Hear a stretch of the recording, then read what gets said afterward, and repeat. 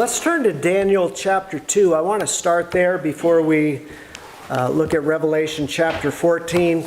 I've talked about this image before that you see on the screen. We've talked about the world empires and that final one world government, the final empire, revived Rome. So I've made reference to this statue that King Nebuchadnezzar saw in his dream in Daniel chapter 2. So I just want to read this passage because Revelation chapter 14 is talking about the fall of Babylon. And Babylon, by the time you get to the book of Revelation, Babylon simply means the world system, the corrupt world system. And that final one world system is going to be crushed and destroyed by Jesus. So Daniel chapter 2, we're going to pick up in verse 31. Daniel speaking to King Nebuchadnezzar, he says, "You, O king, were watching, and behold, a great image.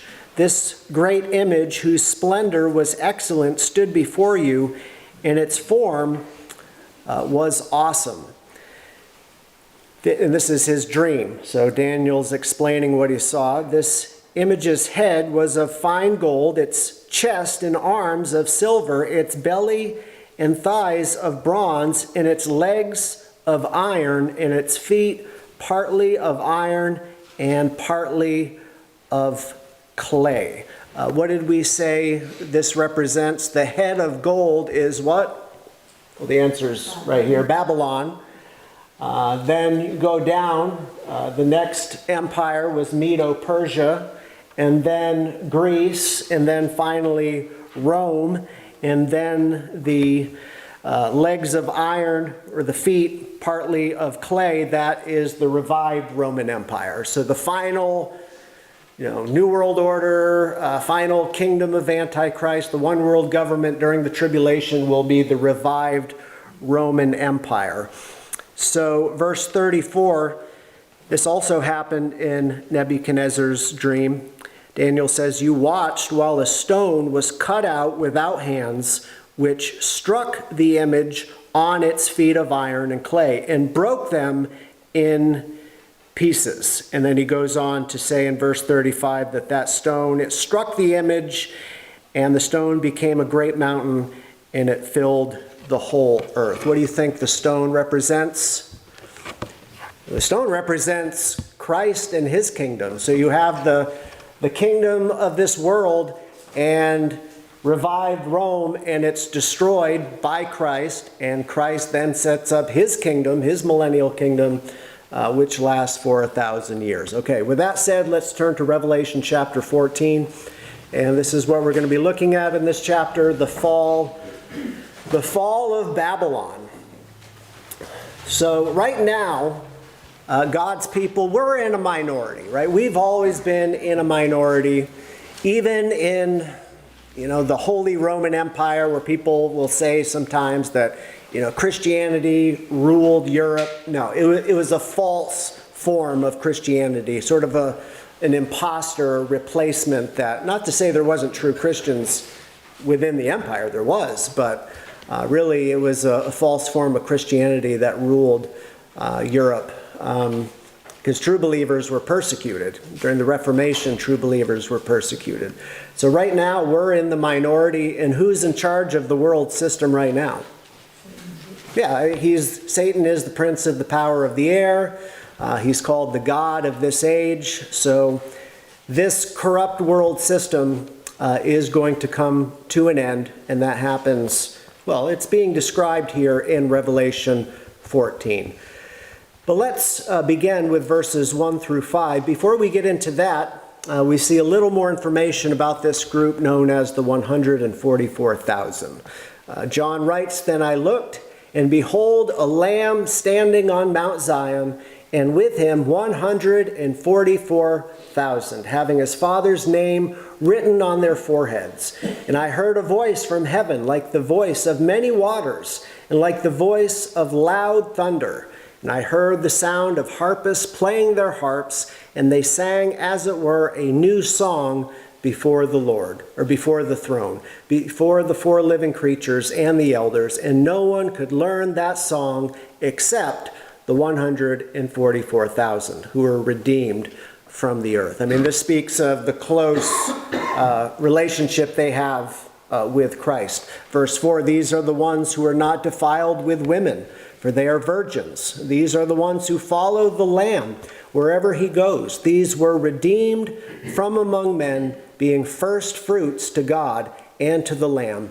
And in their mouth was found no deceit, for they are without fault before the throne of God. So this is the second time this group of the 144,000 are mentioned. You remember where we saw them last time? What chapter was that in?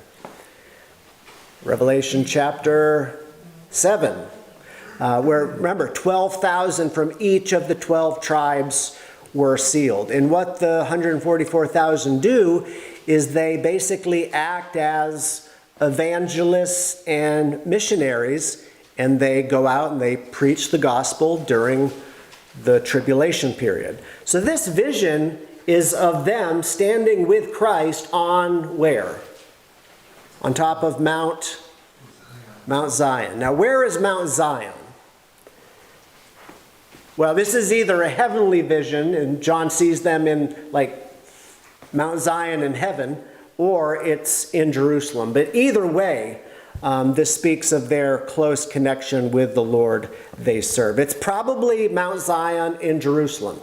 So we're probably looking ahead in the story at the end of the tribulation where Jesus has come to the earth. He's with his people on Mount Zion, and they're preparing to rule for 1,000 years because the kingdom of Babylon, or the kingdom of the Antichrist, has been destroyed. But there's a few more things that we learned about the 144,000, so I just wanted to touch on that.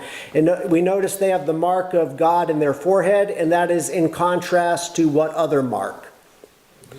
Yeah, the mark of the beast. So there's the mark of God, which is, we don't know exactly what it is. It's something visible, apparently, on their forehead. And Satan, he comes up with his own counterfeit mark, the mark of the beast. We learn in verse 4 that the 144,000 are virgins. Now, why would they be virgins, or why would that be necessary? Maybe this is my opinion, but what did they say? What do we think they are? They're like missionaries, right? I think if a man wants to enter into the ministry, or even a woman really, if they want to enter into the ministry, if they want kids, if they want, a spouse and children, have a family, the best thing for a man to do in that situation would to become a pastor, because that's part of the qualifications of being a pastor. If a man wants to enter into the ministry and he doesn't necessarily have that desire to have a family, then the best option would be the mission field. Because when you bring a spouse and little children to the mission field, there's a lot of complications.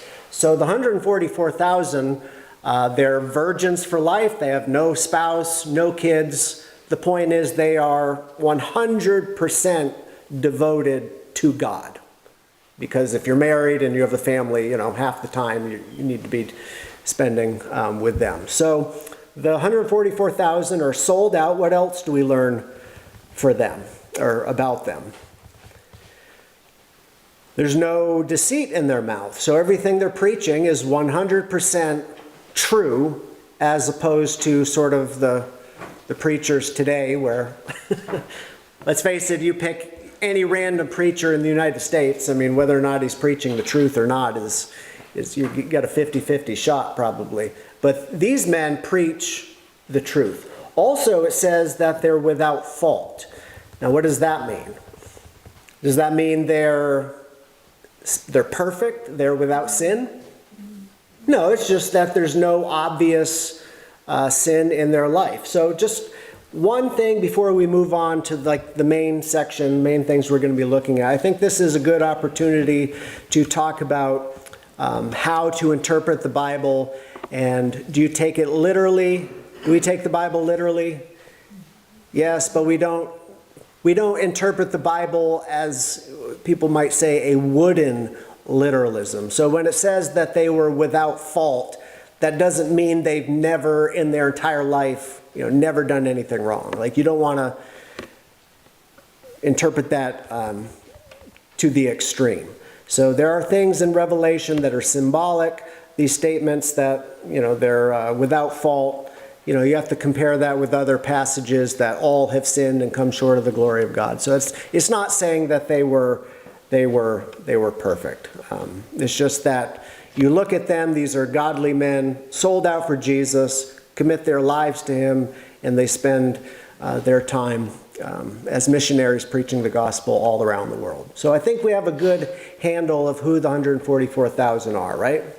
Any questions on that? All right, so let's get into the next section here. Obviously, as evangelists or missionaries, they want to tell people about Jesus. But actually, it's not just them. You actually have the two witnesses. You have people that are converted by, you have all sorts of people in the tribulation preaching the gospel. And just in case somebody didn't come across the 144,000, just in case somebody didn't hear them preaching, guess what? An angel from heaven preaches the gospel from the sky. Look at verses 6 and 7.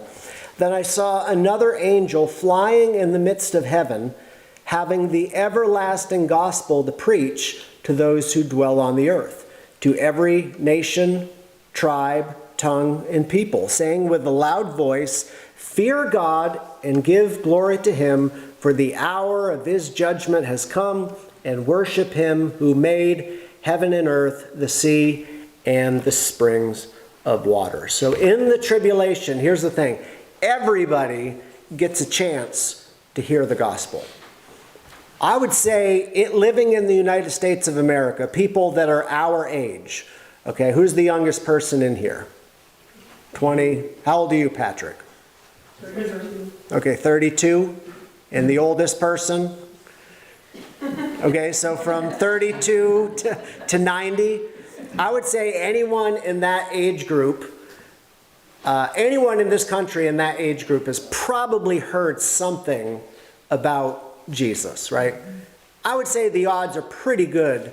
If not everyone, most everyone has at least heard the gospel to some degree in this country. But there's places in the world where people haven't heard. In the United States, there's churches everywhere. There's Bibles everywhere. There are places where that's not the case. But in the tribulation, everyone is going to hear. If not from the 144,000, I mean, how cool is that? And I don't know what is going on in the minds of the people on earth who don't believe. You would think this would make them believe, if anything. If you have an angel from heaven preaching, now I realize there's people who probably don't take this literally either. They think somehow this is symbolic, but I don't know what it would be symbolic of. So everyone is going to hear the gospel when this angel proclaims it from heaven. And what does the angel say with a loud voice? Fear God and give glory to him. Well, what are the people on earth doing? Do they fear God? No, other places in Revelation we read that they're cursing God, but they're not fearing God. Are they giving God glory? No, they're giving their glory to who? The beast, and to his world system. So I guess the point is everyone is going to be responsible for hearing the gospel. There's not going to be a single person who stands before God and say, I just didn't know. I just didn't hear. If I had just known the truth, I would have believed. Well, they're hearing it directly from heaven at this point, and they still don't believe. So I think this is more proof that the people during the tribulation, they know what's going on. They know they're opposing the God of heaven. They know they're opposing the Christian God. Do you think people realize that today? I don't think they care. Yeah, okay, there's people that don't care. They don't really give it any thought. I think that's true. But people who are maybe in power, do they know that they're opposing the God of heaven? Let's turn to Psalm chapter 2. Psalm chapter 2, and I realize I can't point to any one individual and say this person, this man or this woman knows this, because I can't read minds, I can't read hearts, but I can read the Bible, and I believe what the Bible says. Where did I tell you to turn? Psalm 2. Okay. So here's what Scripture says. Psalm chapter 2, starting in verse 1. Why do the nations rage and the people plot a vain thing? The kings of the earth set themselves, and the rulers take counsel together, what? Against the Lord and against his anointed. That is, the kings of the world are basically plotting together. They're plotting together against Jehovah and against his Christ, saying, let us break their bonds in pieces and cast away their cords from us. In other words, the kings of the earth are saying, we don't want God telling us what to do, and we're going to plot, and our actions are directly opposed to God's anointed. Now back there, when this was written, David was writing this, and it was true, the enemies of Israel were plotting against David. So that was kind of the application back then. But it's a future application really pointing ahead to Christ. And that's what the Bible says. You know, you can believe it or not, I suppose. It's your choice. But I see a very clear statement that the rulers of this world know full well that they're opposing the Christian God. You kind of see this even now. I mean, we're not living in the tribulation now, so things are going to be more obvious and more extreme in the future. But even now, this is what I hear. I hear a lot of world rulers, when they talk about like Hinduism, they're very favorable and friendly towards Hinduism or Buddhism or Islam, right? We've heard that in the last 15, 20 years. Politicians, world leaders, bending over backwards to kind of appease, Muslims. But when it comes to Christianity, like Bible-believing Christianity, is it me, or do they just seem to be a little more hostile towards Bible-believing Christians? You're not inclusive.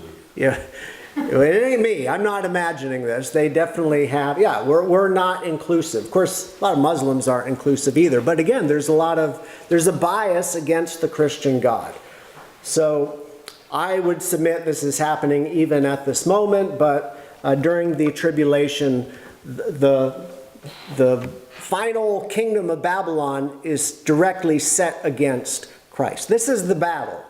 The Antichrist and his world system, Babylon, fighting against the God of heaven and his anointed. All right, that's what's happening, and I think the people, they understand that. They know it.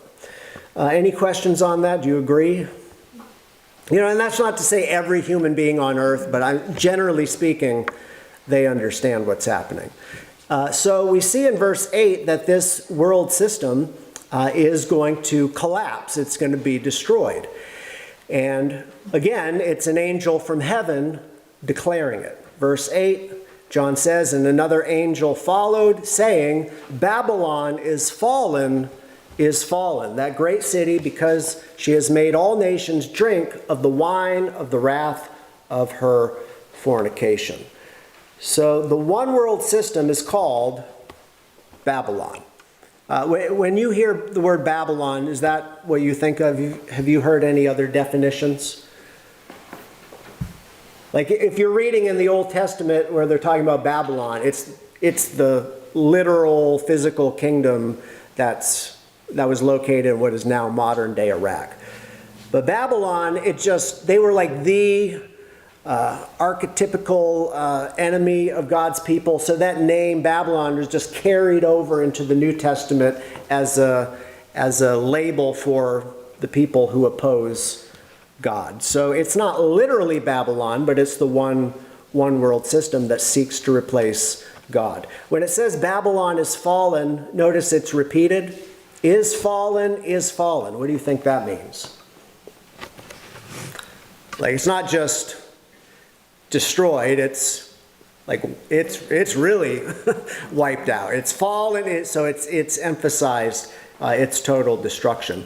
Where did Babylon begin? The whole story of Babylon, it begins where? Tower of Babel, Genesis chapter 11, right?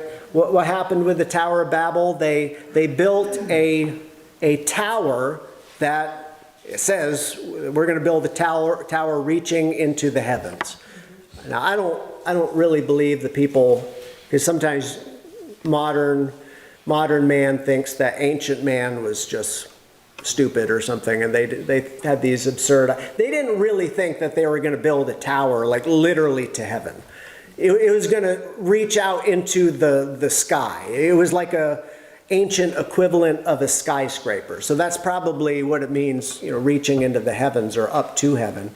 There's another idea that it was on the top. It was something to do with the signs of the zodiac. I mean, I think there is some evidence that they were into worshiping the stars, and that might be part of the meaning as well. But we know that the Tower of Babel, their whole point, what God said, go and spread out across the face of the earth. What God wants, and I know this is kind of a controversial thing to say these days, but what God wants is God wants nations.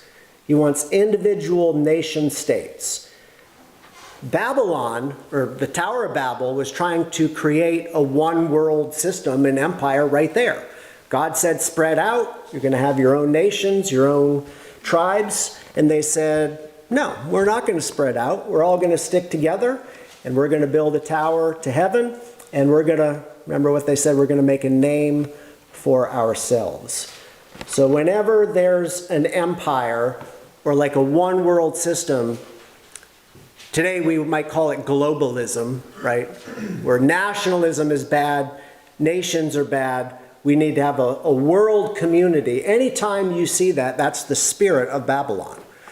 And Nimrod was the one who did all this. He is a foreshadow of the Antichrist. In Acts chapter 17, it said this is what God has ordained, that God has put people at certain places at certain times so that they might reach out and grope for him. So nations might worship the true God. But once you have a one world system, an empire, the true God always gets replaced. And who gets worshipped? Well, either the empire itself or its leader.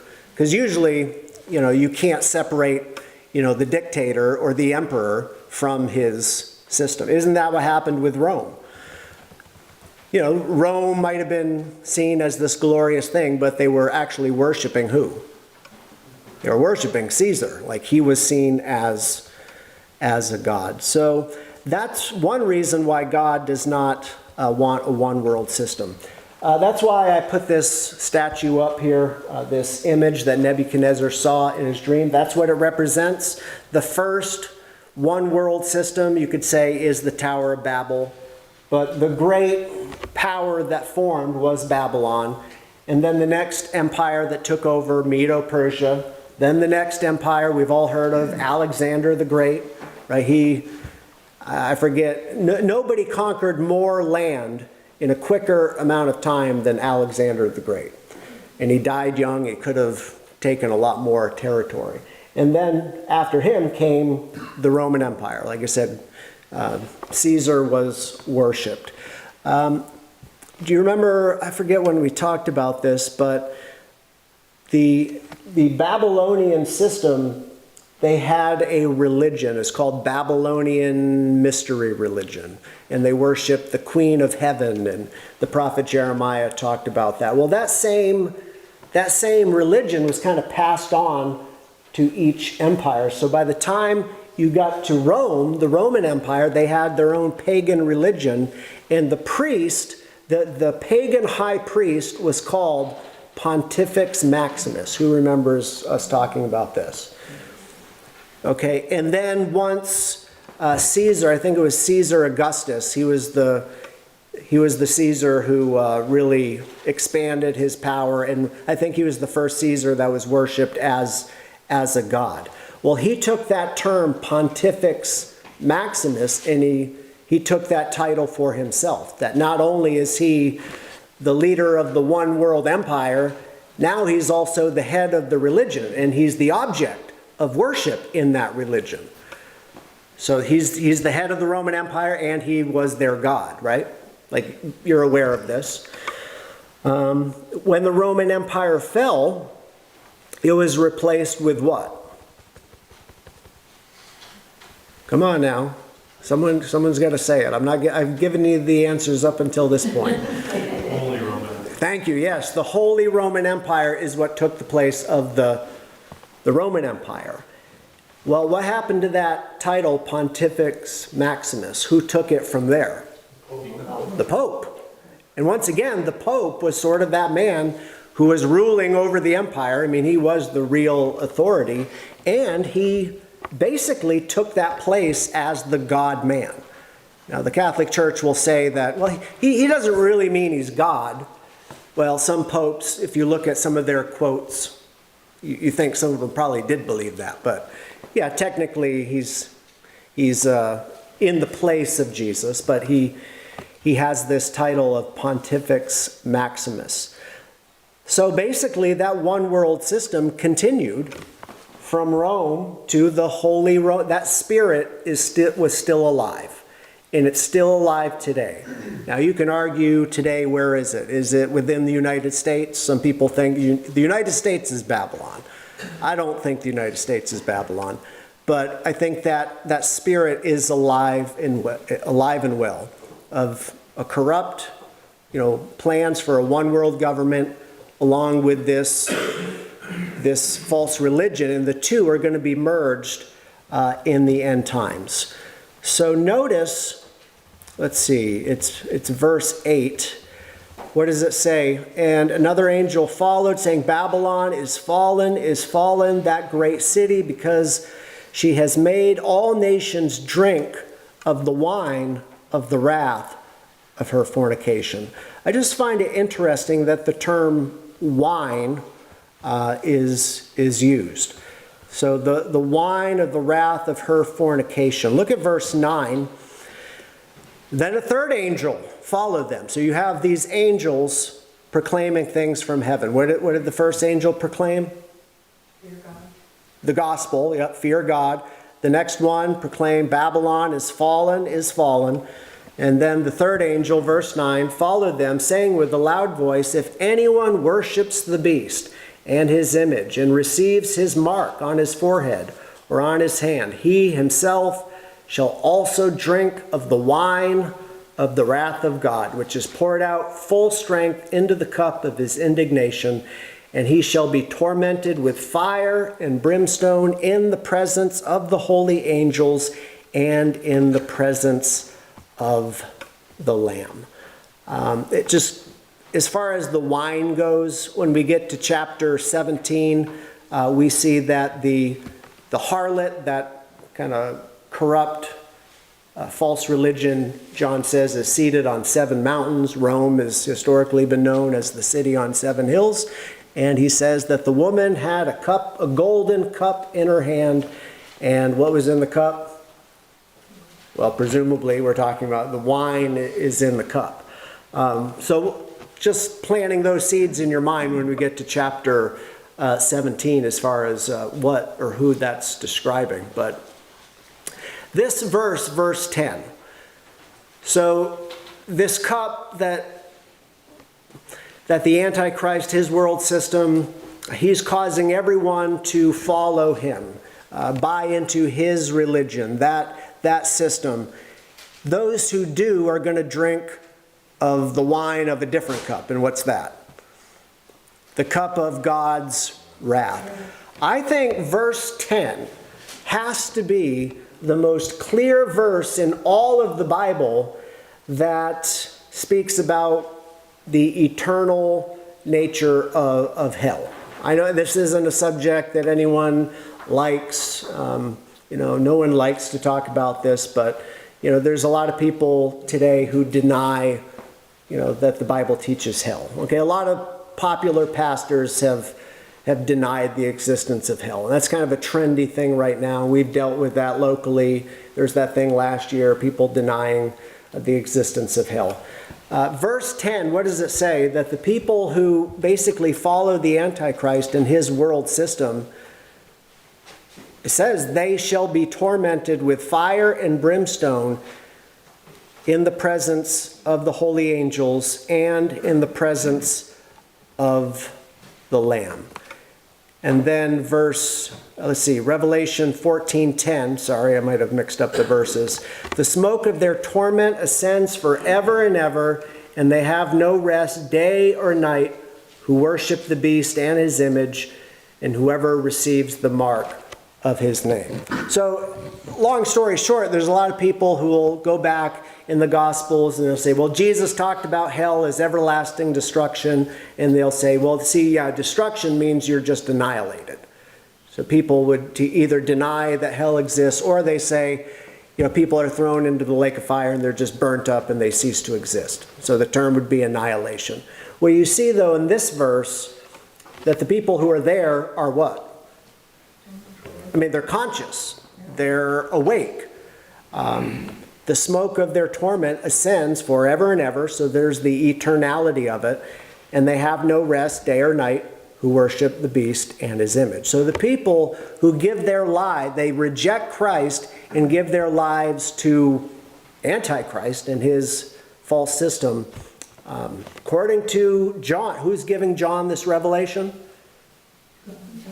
Jesus, right? It's the revelation of Jesus Christ. So if you believe that revelation is Jesus giving his word to John, then according to Jesus, they're conscious and this torment never ends. This is why everybody who denies the existence of hell, they have to deny the literal nature of Revelation. So if you talk to someone and they say, I believe the Bible, but I don't know about the book of Revelation. Or they say, well, the Revelation is basically all symbolic. One major factor why people do that, it's to get around this teaching. And again, it's not pleasant. It's not supposed to be pleasant. People should worship God and serve God because they love God. Jesus came because he died on the cross because God so loved the world. That's the right reason to believe in Jesus and to follow God. He loves us. We love him. We appreciate what he did for us. But at the same time, this is a motivating factor that you also believe and trust in Christ because you don't want to go to this place. So I'm just pointing it out that the book of Revelation does clearly teach that doctrine. Okay, where are we now? So Revelation 14:10. Let's look at verse 12. Here is the patience of the saints. Here are those who keep the commandments of God and the faith of Jesus. Notice here, having faith in Jesus is closely tied to keeping his commandments. Now, we know that salvation is by grace through faith. And Paul makes it very clear, not of works. And there's all sorts of different verses that make it plain that nobody is saved by keeping the commandments or doing good works. But at the same time, people who are saved do good works.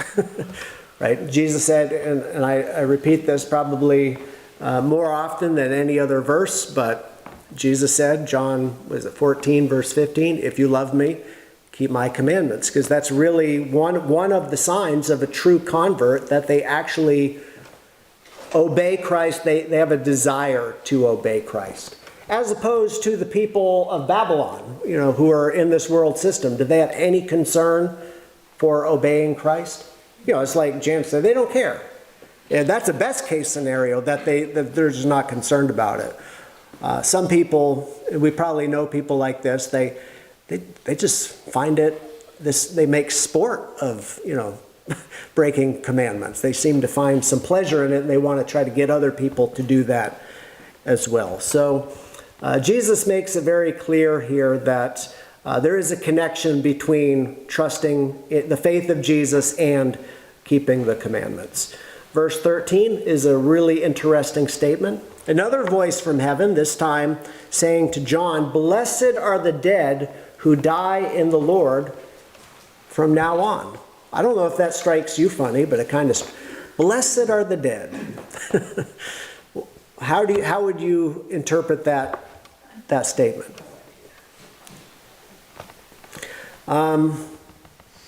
Yeah, it says, yes, says the Spirit. So blessed are the dead who die in the Lord from now on. Yes, says the Spirit, that they may rest from their labors and their works follow them. This reminds me of Psalm 116, verse 15, which says, "Precious in the sight of the Lord are the death of his saints." It's kind of another one of those verses that's like, did I read that correctly? Blessed are the dead and blessed are those who die. You're like, what does that mean? Well, I think this verse, one thing it does, it shows us that God cares about his people and that there's nobody, not a single person, who's insignificant. Of all the people that lose their life in the tribulation, God cares about every single one of his people. I mean, he cares about the lost because his desire is that all men be saved and come to the knowledge of the truth. But when a saint dies, that's a precious thing in the sight of God. And especially if a believer dies at this point in the tribulation, you might say they're blessed because they don't have to see what's about to happen next. Because when you get to chapter 16, then you have the bowl judgments, right? The seal judgments were bad. The trumpet judgments were really bad. And then in chapter 16, the bowl judgments are just absolutely horrific. So the people who die now, I mean, basically, if I can paraphrase this, happy are they because they don't have to see all that. They don't have to experience it. All right, we're almost done. Now the story jumps ahead a little bit, and we sort of get a 30,000-foot view of that final battle known as Armageddon and the events leading up to it. Verses 14 through 16 is titled, "Reaping the Earth's Harvest."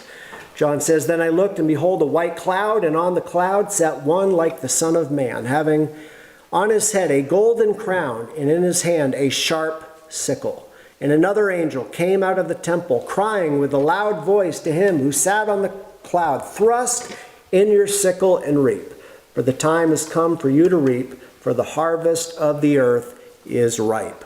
So he who sat on the cloud thrust in his sickle on the earth, and the earth was reaped." The next section is reaping the grapes of wrath. Verse 17, "Then another angel," so you have all these angels proclaiming things from heaven. "He came out of the temple which is in heaven, he also having a sharp sickle. And another angel came out of the altar, who had power over fire, and he cried with a loud voice, with a loud cry to him who had the sharp sickle, saying, 'Thrust in your sharp sickle and gather the cluster of the vine of the earth, for her grapes are fully ripe.' So the angel thrust his sickle into the earth and gathered the vine of the earth and threw it into the great winepress of the wrath of God." So you see here the wine, it's going to picture what? I mean, think of communion. What does the grape juice or the wine represent? It speaks of the blood of Christ in communion. Well, here, the wrath of God, or the grapes of wrath, and the wine that flows from it, it represents bloodshed, basically.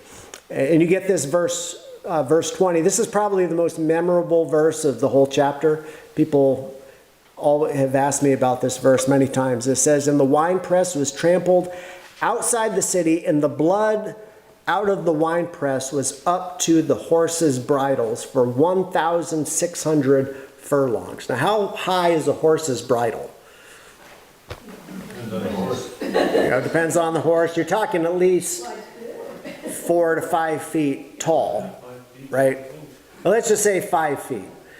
And 1,600 furlongs, that's about 180 miles, 200 miles, something like that. So are you telling me there's going to be a river of blood 5 feet deep flowing for 100? Now, most people would say that's not even possible. Even if there's a trench or maybe a river and people, their blood gets mixed in. I don't know exactly what this is, but is this literal? Well, I mean, that's a kind of a frightening thought if it's literal. I tend to think it is, but even if I don't understand it. But clearly there's going to be great bloodshed at what? What battle is this?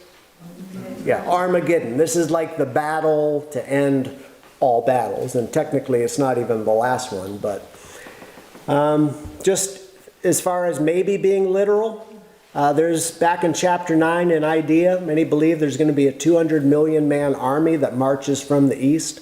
So 200 million people. I mean, I'm just saying it's possible that this might be a literal thing. But either way, starting to bring this to a close, I think a contrast is being drawn here. Going back to the 144,000, you know, you kind of have a choice. The people of this world have a choice. Either you're going to be with Christ in heaven, or you're going to stand with Christ on the earth reigning for 1,000 years, or you can take the other side and side in with the world and the Antichrist and his system, and we see how that ends. But the message of Revelation is clear, and how we can be encouraged walking away from this and kind of feeling good about it. I mean, there should be a heaviness for the lost. I mean, this should make us want to get the gospel out and get as many people saved as possible. It's not our choice, though, obviously. People need to make that decision for themselves, and it seems like as time goes on, less and less people want to make that decision, unfortunately. But the only way to deal with that is to just be honest and tell people the truth. That's what the angel from heaven is going to do. He's going to say, fear God. Why? Because there's something to be afraid of. And the people of this world need to know, yeah, you need to fear God, because if you reject Christ, according to the Bible, this is what is going to come of those who reject God's grace. But aside from that heaviness, we know that if we believe in Jesus, we're on the winning side. One last statement, you know, everyone, and I know there might be somebody who say, you know, this is book of Revelation, it's just kind of a drag. It's all negative, and, you know, I don't like hearing about this stuff. Okay, and maybe this doesn't fit, maybe this doesn't describe you. But there's still a lot of people who might say that and think that, but they'll watch TV shows and they'll watch movies where there's all sorts of violence and destruction, and that's basically violence and destruction for entertainment's sake. And they have no problem with that. But like this is real. But everyone sort of likes a good story of the good guys defeating the bad guys. And this is kind of that ultimate story. God is fair. I mean, the people that are cast into the lake of fire, no matter what your opinion is, you know, they truly do deserve it, because God is not unjust. They have a choice, and they've decided to worship the devil. So they're going to go where the devil is. The other alternative is believe in Jesus and go where he is. And where is he? He's in heaven. But he is coming back. And when he does, this is what's going to happen. So I would just close with this statement. If anyone is not a believer and they're listening to this message, my statement would be that of the first angel. Yeah, fear God.